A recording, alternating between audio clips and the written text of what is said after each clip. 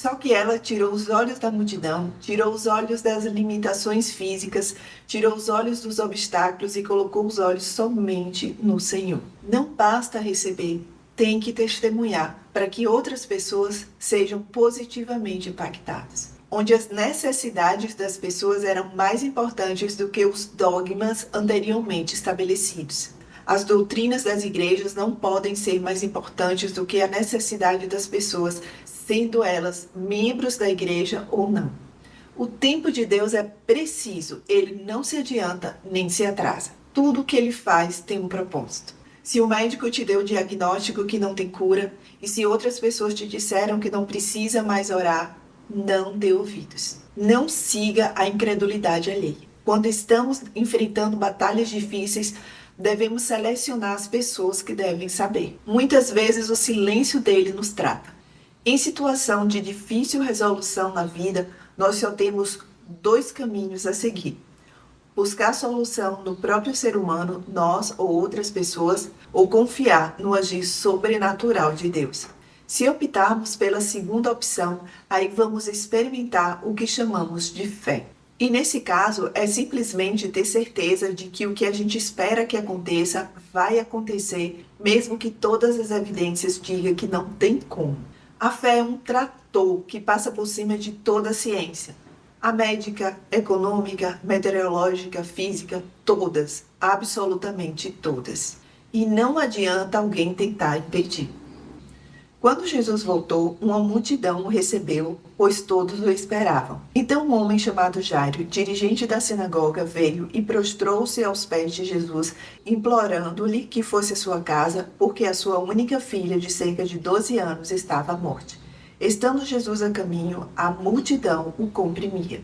Jairo era dirigente da sinagoga, ou seja, não importa a posição que se ocupa na sociedade, todos precisamos de Deus. Jairo começa declarando a sua incapacidade e declarando a capacidade suprema do Senhor. Ele primeiramente se prostrou diante de Jesus. Também precisamos nos prostrar, reconhecendo que não somos nada diante dele. Mas enquanto o Senhor se dirige para agir em nosso favor, muitas pessoas tentam nos impedir. Elas tentam impedir minando a nossa fé, dizendo que é difícil demais, dizendo que é impossível, que é melhor nós nos conformarmos. E caso sigamos a incredulidade deles, vacilaremos na fé e o Senhor não agirá em nosso favor. Peça, porém, com fé, sem duvidar, pois aquele que duvida é semelhante à onda do mar, levada e agitada pelo vento. Não pense tal homem que receberá coisa alguma do Senhor. No meio dos que tentam fazer com que percamos a nossa fé, tem também os que se aproveitam da oportunidade para pegar sua bênção. E estava ali uma certa mulher que havia 12 anos vinha sofrendo de uma hemorragia e gastara tudo o que tinha com os médicos, mas ninguém pudera curá-la. Ela chegou por trás dele, tocou na borda do seu manto e imediatamente cessou sua hemorragia. Quem tocou em mim? Perguntou Jesus. Como todos negassem, Pedro disse, Mestre, a multidão se aglomera e te comprime.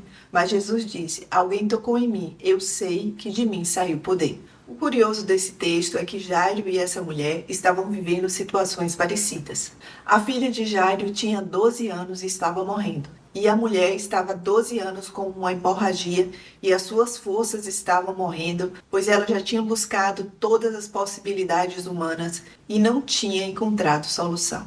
Ambos, 12 anos depois, estavam recorrendo ao médico dos médicos, Jesus. A mulher tocou no manto de Jesus quando ele estava indo para a casa de Jairo. A dor de uma pessoa pode indiretamente contribuir para a solução da dor de outra. As situações ruins não só promovem coisas ruins, muitas vezes promovem benefícios também. Independente do tempo que você busca uma cura, independente se a medicina não tem dado solução, Jesus pode dar. Mas para isso a sua fé precisa ser traduzida em ações. Insensato, quer certificar-se de que a fé sem obras é inútil? Não foi Abraão, nosso antepassado, justificado por obras quando ofereceu seu filho Isaque sobre o altar? Você pode ver que tanto a fé como as suas obras estavam atuando juntas, e a fé foi aperfeiçoada pelas obras. Além do sofrimento que essa mulher carregava durante esses longos anos, ainda tinha um agravante. Para o judaísmo da época, quando uma mulher menstruava, ela se tornava impura e por isso deveria se manter afastada das pessoas. Só que Jesus, que seria a solução dela, estava cercado por uma multidão, mas ela não tinha mais tempo a perder. Ela não poderia mandar recado por alguém, ela não poderia esperar o número de pessoas diminuir. Jesus estava indo para a casa de Jairo e ela chegou por trás, ou seja, cada segundo que passava ela se distanciava dele e a chance dela não conseguir tocá-lo se tornava cada vez maior. Quantas vezes Jesus passa por nós e nós dizemos que vamos aguardar as pessoas se afastarem dele, que vamos primeiro aproveitar mais a vida para depois nos converter, que vamos esperar um momento oportuno e não percebemos que podemos estar correndo o risco de não termos mais uma oportunidade. Ela sabia que ela não poderia mais esperar e que precisava enfrentar todos os obstáculos para tocar nele. Quem perde muito sangue tem anemia e a anemia provoca fraqueza. Imagine o esforço dessa mulher. Além de fraca, correndo risco de sangrar de repente, correndo risco de ser maltratado pelas pessoas por conta da sua impureza, tendo que vencer a multidão para se aproximar de Jesus. 12 anos não são 12 dias. Além de todos os problemas, ela deveria estar exaurida emocionalmente ou estar desenganada pelos médicos e falida financeiramente. Só que ela tirou os olhos da multidão, tirou os olhos das limitações físicas, tirou os olhos dos obstáculos e colocou os olhos somente no Senhor. Não importava se ela não poderia tocá-lo, a borda do manto de Jesus era suficiente. E aí ela foi curada. Muitas vezes a fé não precisa de muito. Apesar dela tocar na borda do manto de Jesus e ser curada, ter uma representação muito simples, a fé dela já tinha sido traduzida no esforço dela para chegar até esse momento. E esse tipo de fé precisa ser visto. Então a mulher, vendo que não conseguiria passar desapercebida, veio tremendo e prostrou-se aos seus pés. Na presença de todo o povo, contou por que tinha tocado nele e como fora instantaneamente curada. Então ele disse: "Filha, a sua fé a curou. Vá em paz." A bênção de alguém sempre reflete de forma positiva na vida de outras pessoas. Se Jesus não tivesse perguntado quem tinha o tocado, provavelmente ela sairia desapercebida e as pessoas não iriam presenciar mais o milagre do Senhor. Não basta receber, tem que testemunhar para que outras pessoas sejam positivamente impactadas. Além disso, muitas vezes Jesus aproveitava o momento que abençoava alguém para ensinar o povo em termos práticos que eles não precisariam mais viver embaixo de certas regras. Que ali estava iniciando um novo tempo, onde as necessidades das pessoas eram mais importantes do que os dogmas anteriormente estabelecidos. Válidos em tempos atrás, mas que na era de Jesus não precisava mais. Para Jesus, o mais importante era libertar essa mulher de 12 anos de sofrimento, ao invés do mais importante ser ela não tocar em Jesus, pelo fato de ser considerada impura pela lei judaica. Trazendo para os nossos dias, as doutrinas das igrejas não podem ser mais importantes do que a necessidade das pessoas, sendo elas membros da igreja ou não. Eu não estou falando do que a Bíblia orienta, mas de regras criadas por homens e não por Deus. Após esse milagre, Jesus partiu para outro. Enquanto Jesus ainda estava falando, chegou alguém da casa de Jairo, o dirigente da sinagoga, e disse: "Sua filha morreu, não incomode mais o mestre." Ouvindo isso, Jesus disse a Jairo: "Não tenha medo, tão somente creia e ela será curada." O tempo de Deus é preciso, ele não se adianta nem se atrasa. Apesar de terem dito que a menina tinha morrido, Jesus não tinha demorado demais. Tudo o que ele faz tem um propósito. Se você acha que ele está demorando para agir em seu favor, saiba que ele só vai chegar no tempo certo. Apesar da menina ter morrido, ainda não era o fim. Se o médico te deu o diagnóstico que não tem cura, e se outras pessoas te disseram que não precisa mais orar, não dê ouvidos. Se você crê que Jesus tem um poder para te curar, só ele, somente ele tem autoridade para dizer se chegou o fim ou não. Não siga a incredulidade alheia. Mesmo as pessoas tendo dito para Jairo que a menina tinha morrido, Jesus disse para ele não ter medo e somente crer. Aqui Jesus nos ensina que a fé não deve ser afrouxada quando aparentar não ter solução. Ela só pode ser afrouxada quando ele ordenar. Quando chegou à casa de Jairo, não deixou ninguém entrar com ele, exceto Pedro, João, Tiago e o pai e a mãe da criança. Enquanto isso, todo o povo estava se lamentando e chorando por ela. Não chorem, disse Jesus. Ela não está morta, mas dorme.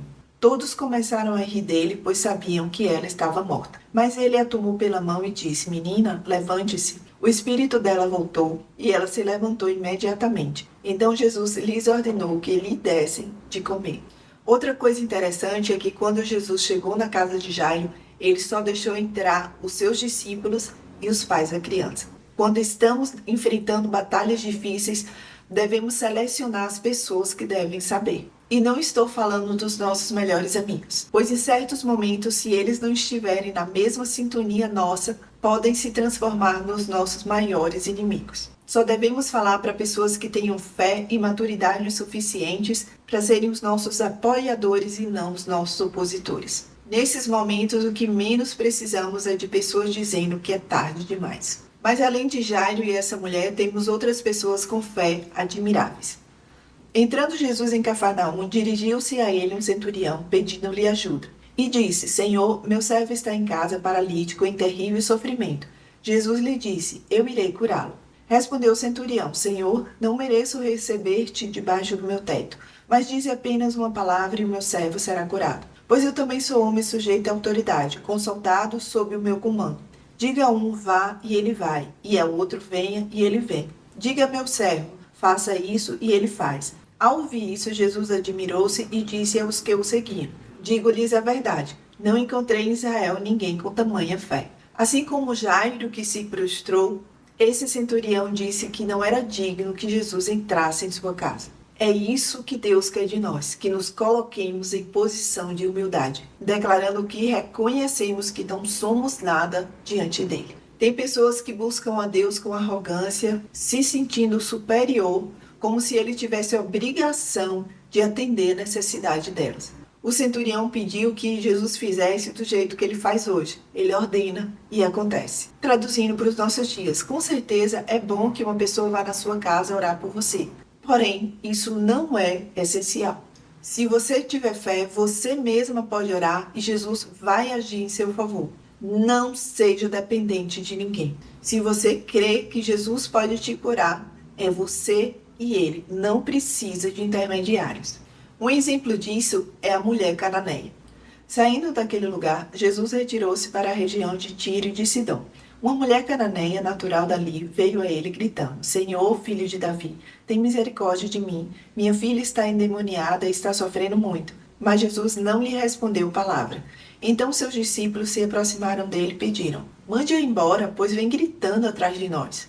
Se você tem pedido e Jesus não tem falado nada, não desista. Jesus é tão perfeito que quando estamos pedindo alguma coisa, antes de nos dar, ele nos prepara para receber, para que quando recebamos, não percamos facilmente. Muitas vezes o silêncio dele nos trata. Trata o nosso imediatismo, trata a nossa ansiedade, exercita a nossa fé a fortalecer. Ou às vezes ele nos prova para ver o limite da nossa fé. Enquanto a mulher do fluxo de sangue chegou discreta, tocou na borda do manto de Jesus, a mulher cananeia chegou fazendo barulho, gritando atrás dele. Para Jesus curar alguém, o único padrão que importa é o tamanho da fé. Ele respondeu: Eu fui enviado apenas às ovelhas perdidas de Israel. A mulher veio, adorou-o de joelhos e disse: Senhor, ajuda-me. Ele respondeu: Não é certo tirar o pão dos filhos e lançá-los aos cachorrinhos. Disse ela, porém: Sim, Senhor, mas até os cachorrinhos comem das migalhas que caem da mesa dos seus donos. Jesus respondeu: Mulher, grande é a sua fé. Seja conforme você deseja. E naquele mesmo instante a sua filha foi curada. O que essas 4 pessoas diferentes têm em comum além da fé? Jairo se prostrou, a mulher do fluxo de sangue chegou por trás e tocou na borda do manto de Jesus. O centurião disse que não era digno de receber Jesus em sua casa. A mulher cananeia adorou o Senhor. Eles tinham algo importantíssimo que precisa andar junto com a fé: a humildade. Jesus não estava intencionalmente sendo grosseiro com a mulher cananeia.